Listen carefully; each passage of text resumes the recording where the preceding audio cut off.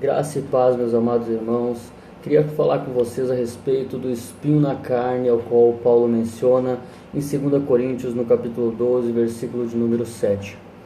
A versão que eu tenho, a versão King James, ela descreve da seguinte forma: E para que eu não me exaltasse acima da medida, pela abundância das revelações, foi-me dado um espinho na carne, o mensageiro de Satanás, para me esbofetear, para que eu não me exaltasse acima da medida.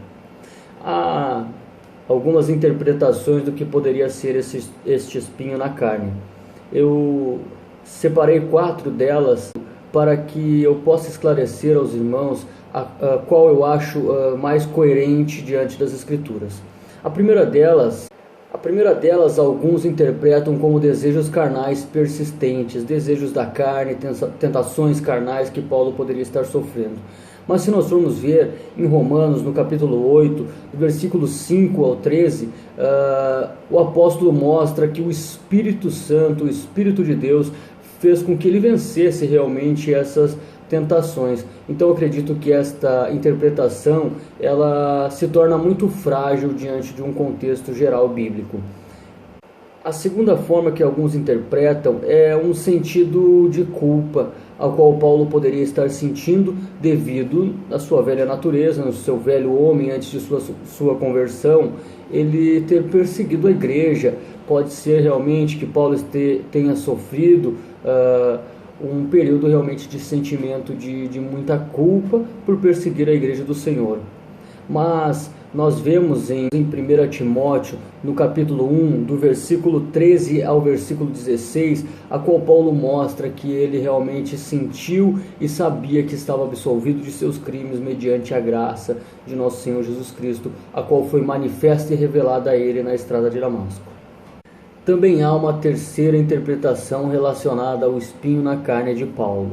Alguns interpretam que este espinho está relacionado a algum tipo de enfermidade, de natureza física ou nervosa que Paulo poderia ter enfrentado.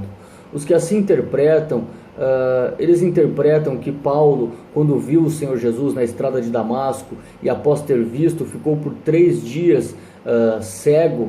Eles creem que depois que Paulo tornou a ter a visão, ele teve a sua visão um pouco prejudicada, não teve a sua visão total, mas sim de forma parcial. Os que assim interpretam relacionam esta falta de visão de Paulo com um espinho na carne.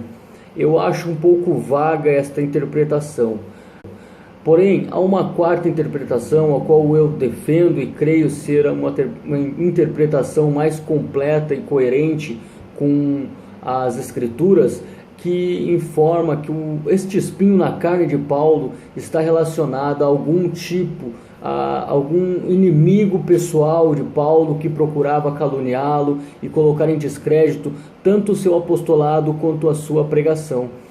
E é visível, meus irmãos, que esta quarta interpretação realmente está correta, porque no capítulo 11 de 2 Coríntios, a gente vê que Paulo está falando de falsos obreiros, falsos mestres que entraram na igreja de Corinto e estavam tentando, de alguma forma, manipular a igreja, mostrando e tentando trazer o pensamento da igreja de que Paulo era um falso mestre, um falso apóstolo, de que ele pregava um falso evangelho e tudo mais.